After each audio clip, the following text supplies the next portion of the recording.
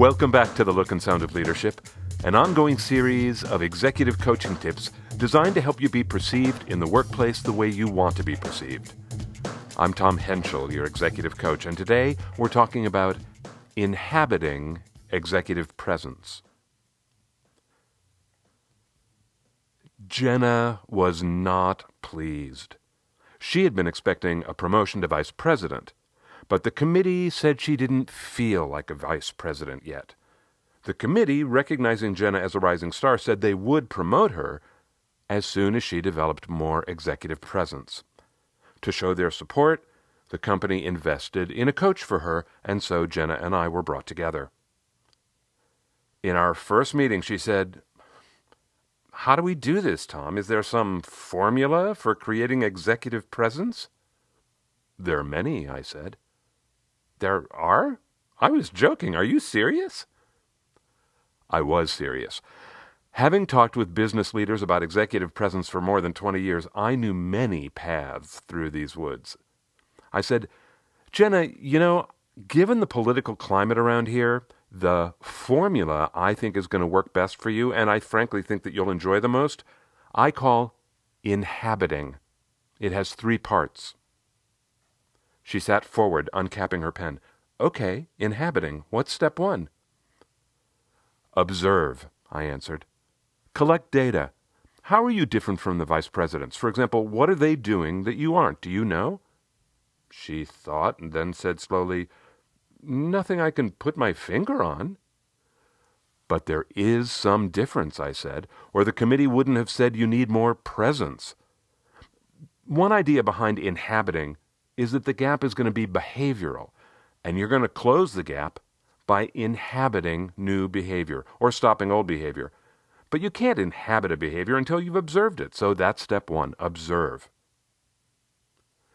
Jenna's homework for our next coaching session was to document her observations. What behaviors did the vice presidents have that she didn't? What behaviors did she have that they didn't? And what behaviors of hers did she actually see mirrored by the vice presidents? Knowing Jenna was a naturally high achiever, before we ended and sent her off to do her homework, I added a caution. "Jenna, for now, stay with observing.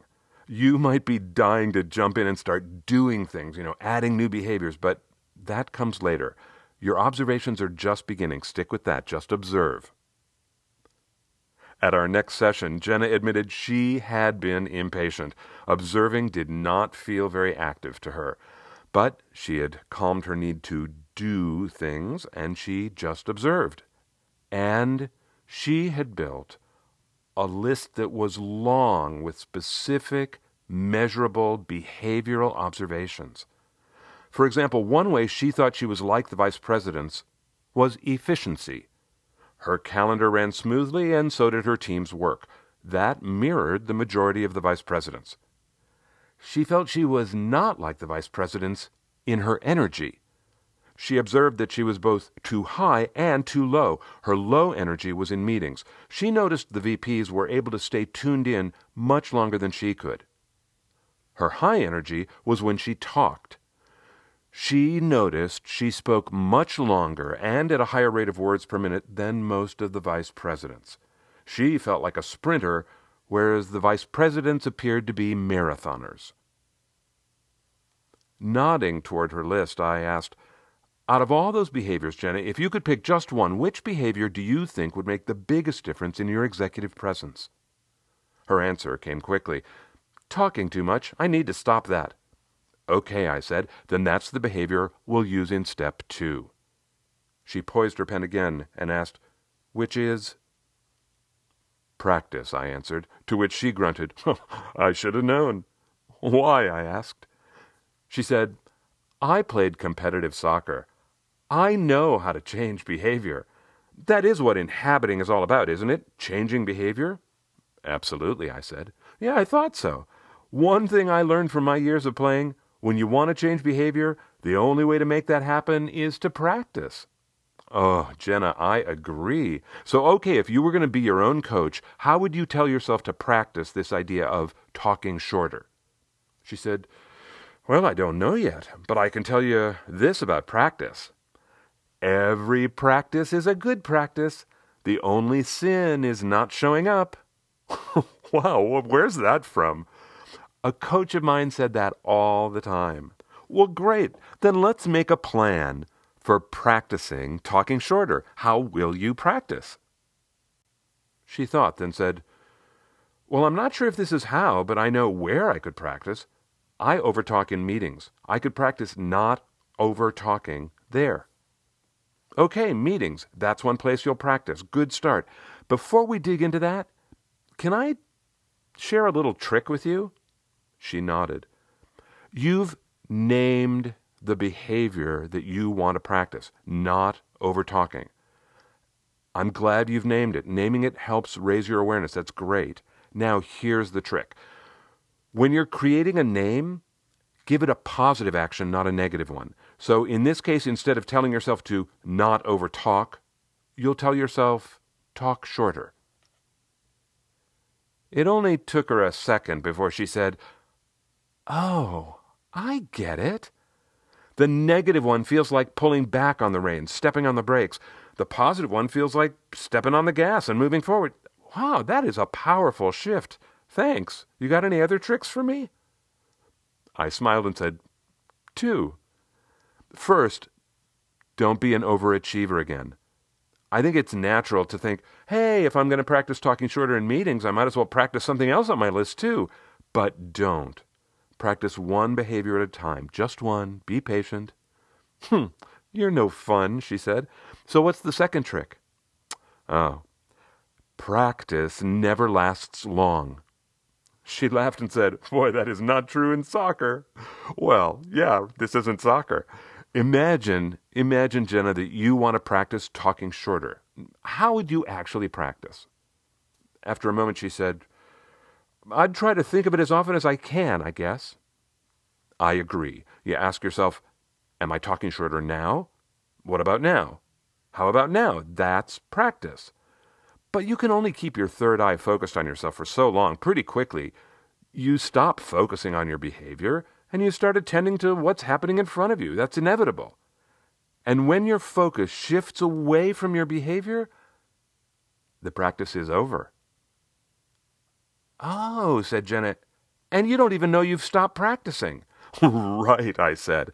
So practice doesn't usually last too long, which is why step 3 is so important. And step 3 is called notice. She pumped her fist. Ah, I am so glad you said that. Our coaches used videotape. I learned so much watching those tapes. I noticed everything, what I did, what I didn't do, the good, the bad. I learned a ton. Well, then this should be pretty easy for you, Jenna. She shook her head at a memory. I had this teammate, Brianna. Boy, she hated watching tape. She'd be so hard on herself, she'd say things like, how could I have been so stupid? And what's wrong with me? And, she really beat herself up. Did it make her a better player? I asked. No, I don't think it did. I think she suffered. She couldn't get over it. So when we went back out to practice, she was all muddled in her head. No, I don't think it helped her at all. So what's the lesson from Brianna's suffering? She put her thoughts together and then said, just notice. Don't be a critic. Jenna was a star for a reason. That was completely on target about step 3. I agree, I said. Noticing requires judgment to stay out of the way. Experimenting with new behavior means you're gonna miss the mark as often as not. It's trial and error. I think it's hard enough to practice new behaviors without your inner critic pulling up a chair and clicking open the red pen.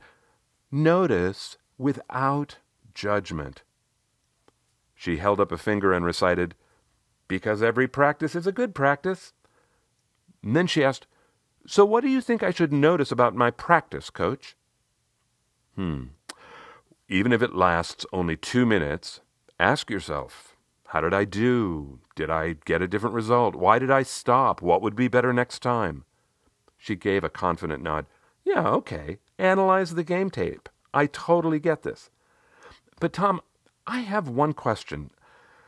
why do you call these 3 steps inhabiting?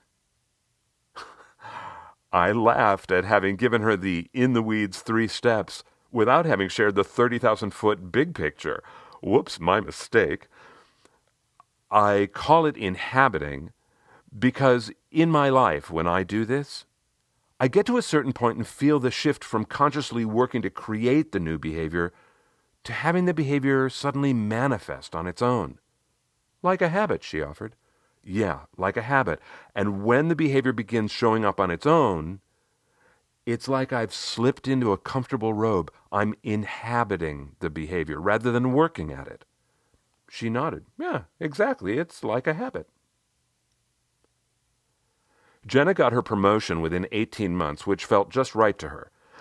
Because she was a thirsty learner, she continued inhabiting new behaviors even after the executive presence issue was long settled. She used the same 3 steps, observe, practice, notice, to develop new behaviors during one-on-ones with her direct reports. She used the 3 steps in her own staff meetings to develop new behaviors that ended up benefiting everyone. Jenna's commitment to her development was how she displayed the look and sound of leadership.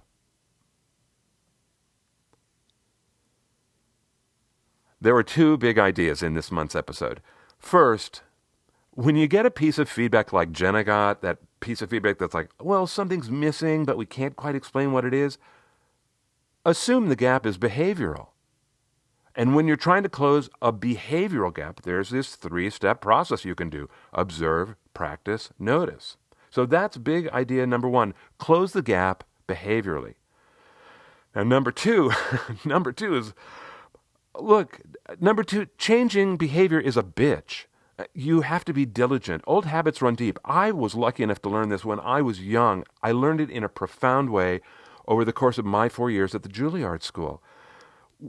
Just one example. We had at least 2, sometimes more, different voice or speech classes happening every semester. We worked on our voices every day for 4 years. So is it any wonder that many of us, and especially the women, is it any wonder that we ended up with diction and voices that were completely unrecognizable compared to an audio tape we had made on our first day of school? We didn't know who we had been back then. Is that a big surprise? No. Is it wonderful? Yes. But it took daily, incremental attention. So I hate to be the one to tell you, you aren't going to close the gap by thinking about the behavior you want to change. You have to be practicing it in short bursts all day long, every day, as often as you can. And I'm sorry, more bad news, but it's not just enough to practice. You have to take the time to assess your practice.